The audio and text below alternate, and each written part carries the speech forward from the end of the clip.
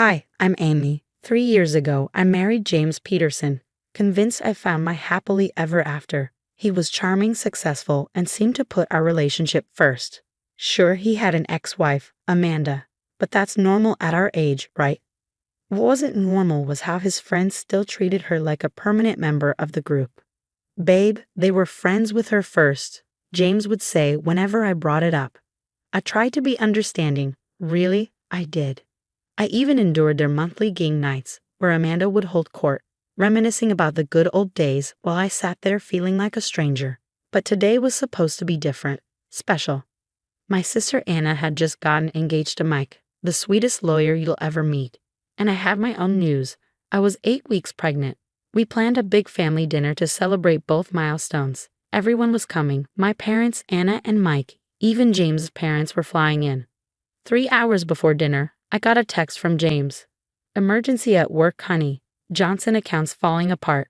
Rain check. I stared at my phone in disbelief as Anna helped me set the table. He's bailing today. Of all days? I asked, trying to keep my voice steady. Anna paused, her engagement ring catching a light. She grabbed my phone. Something's not right, Amy. I tried calling James, but it went straight to voicemail. I sent more texts. Nothing. Then Mike walked in, his expression uneasy. You need to see this, he said, pulling out his phone. There it was, a fresh Instagram post from Tommy, James's best friend. The photo showed my husband at Lite Bistro, our special date night spot, with his arm around Amanda. The caption, celebrating Amanda's birthday. Anna's eyes narrowed, her fists clenched. I'm going to kill him, she hissed. Mike placed a calming hand on her shoulder.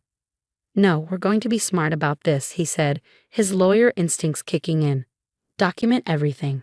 Screenshots, timestamps, witnesses. Emmy, how much do you know about your joint accounts? The room spun. All those work emergencies James had over the past year replayed in my mind like a highlight reel of red flags. Anna pulled me into a tight hug. Change of plans, she said firmly. We're still having dinner, but now it's a strategy session. Nobody messes with my sister. My phone buzzed again. Another Instagram notification. This time, Amanda had posted, best birthday ever with my forever friend. Some people just get you. James's smile in the photo was the same one he wore at our wedding. I stood up straighter, one hand on my still flat stomach. You know what? I said. Anna's right. Let's have dinner. I'm done being the understanding wife. If James wants to play games, he's about to learn I'm not the pushover he thinks I am. Mike nodded approvingly. And you've got the best legal mind in the city on your side. Pro bono. For the first time all day, I felt a flicker of strength. James had chosen his ex-wife's birthday over our family celebration.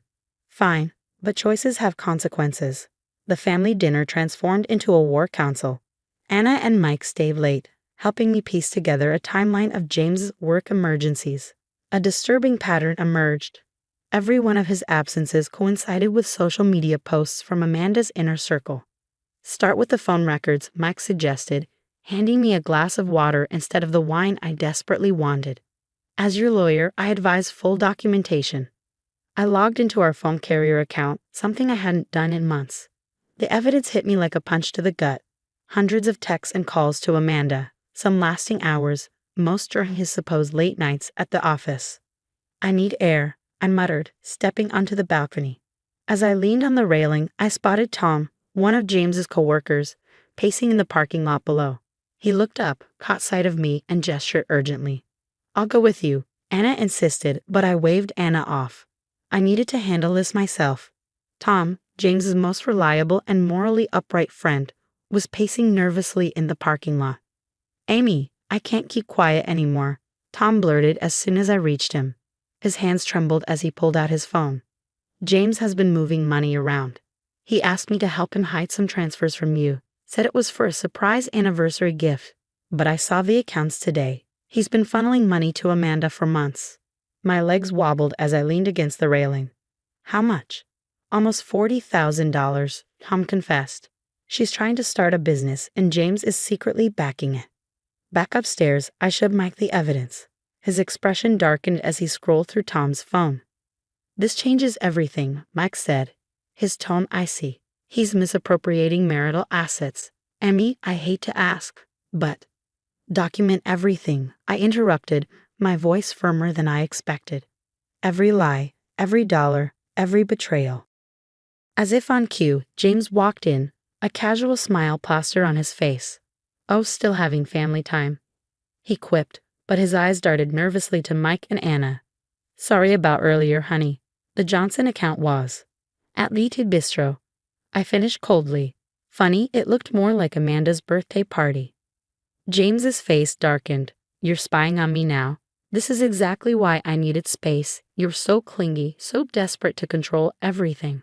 And Amanda understands, I shot back. How to spend $40,000 of our money. The color drained from his face, only to be replaced by a furious red. You've been going through my private accounts? That's illegal. He turned to Mike.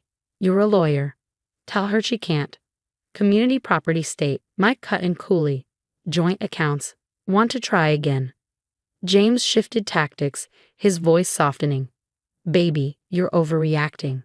Amanda needed help with her dream, and I. What about my dreams, James? I snapped. What about our family? My hand instinctively moved to my stomach, but I stopped short. He didn't deserve to know. Not anymore. If you paid more attention to me instead of obsessing over Amanda. Anna stepped forward, but I held up a hand. No, let him finish. I want to hear exactly how this is my fault. James sputtered, his anger dissolving into frustration. Finally, he stormed out, slamming the door behind him. Seconds later, my phone buzzed with a text. You're making a big mistake. I can explain everything.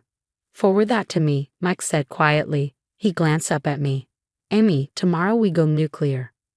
The next morning, Mike's law office became our war room. Anna brought coffee while I forwarded every email, text, and bank statement I could find. The deeper we dug, the worse it got. James didn't just funnel $40,000, Mike said grimly, scrolling through bank records. He's drained almost $90,000 from your joint savings account, small transfers to different LLCs. But they all trace back to Amanda's new business venture. My phone buzzed again, this time from an unknown number. Amy, this is David, Amanda's husband. We need to talk. 20 minutes later, David sat across from us, his face pale and drawn. I found the business plans on Amanda's laptop, he admitted. She's opening a chain of boutique fitness studios, with James as her silent partner. They've been planning this for over a year. Did you know about their relationship? I asked quietly. David hesitated. I suspected something, but what I didn't know was that they're planning to announce their partnership at the Children's Hospital Charity Gala next week. Amanda's on the planning committee. James is bringing his business partners to secure more funding. Anna leaned forward, her eyes narrowing. The same partners who don't know he's been diverting personal funds. Exactly. David's smile was thin and sharp. I have tickets, so does half of corporate Atlanta. Mike's fingers flew across his keyboard. Amy, how would you feel about making a presentation of your own? The gala was everything you'd expect. Crystal chandeliers, champagne fountains, and enough diamonds to rival a jewelry store. I spotted James immediately, charming his business partners with Amanda glued to his side. Ready? Anna whispered, squeezing my hand. I nodded and glanced at David, who was stationed at the audiovisual booth. As Amanda took the stage, he gave me a thumbs up. Thank you all for coming tonight, Amanda gushed, her smile dazzling. I'm especially excited to announce a new business venture that will revolutionize the fitness industry in Atlanta, with the backing of an amazing investor. The screen behind her flickered. Instead of her glossy presentation, bank statements, text messages, and photos of secret meetings filled the screen. Every bit of evidence meticulously documented. What is this? One of James's partners demanded, standing abruptly. James, isn't that your company's investment account? James lunged for the podium, panic etched on his face. This is a mistake. No, I said, stepping forward and speaking clearly into a microphone. The mistake was stealing from our marriage to fund your affair. The room erupted. Amanda's face crumpled as her mascara streaked down her cheeks. James's business partners huddled together. Phones were out, faces furious, and through it all, the evidence continued scrolling on the screen. Mrs. Peterson, James's senior partner, approached me, his expression grim but professional. We'd like to discuss this further, Privately, of course. I smiled calmly. My lawyer has all the documentation ready. As security escorted James and Amanda out, Anna pulled me into a tight hug. You did it. The aftermath of the gala was swift and spectacular. By the next morning, James's partners called an emergency board meeting. By noon, he was suspended, pending investigation. By evening, his company shares were frozen. The divorce papers are ready, Mike said a few days later, sliding a stack of documents across his desk. And given the evidence of financial misconduct, we're in a strong position. What about Amanda? Anna asked, handing me my now regular ginger tea for morning sickness. As if on cue, my phone lit up with a news notification. Amanda's fitness studio investors had pulled out. David had filed for divorce, and her society friends were quickly distancing themselves.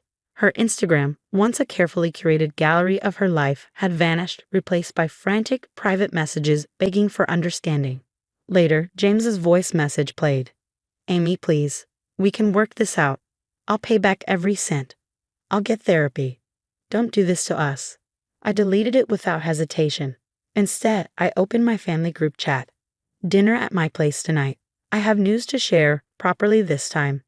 The dining room felt different now. No more photos of James and me. No souvenirs from our trips. Just fresh flowers, soft lighting, and the warm sounds of my family arriving. 3 months later, the divorce was final. James' reputation was in ruins. No company would touch him after the financial scandal. He ended up taking a low-level job in another state. Amanda's studios never opened, and her divorce left her with nothing but regrets. As for me, I'm sitting in my new nursery, the walls painted a soft yellow, my choice, not James's. Anna is fussing over my baby bump, already planning to spoil her future niece or nephew. My real estate business is thriving, partly thanks to James's former partners who now prefer working with me. And James and Amanda, they tried dating officially, but it lasted only 2 weeks before they turned on each other, blaming one another for their downfall. It turns out their perfect understanding couldn't survive reality. I've stopped thinking about them. I'm too busy being happy. Because sometimes the best revenge isn't just exposing the truth. It's living your best life while karma does its work. What would you do if you discovered your spouse spent $90,000 of your joint savings to fund their ex's business?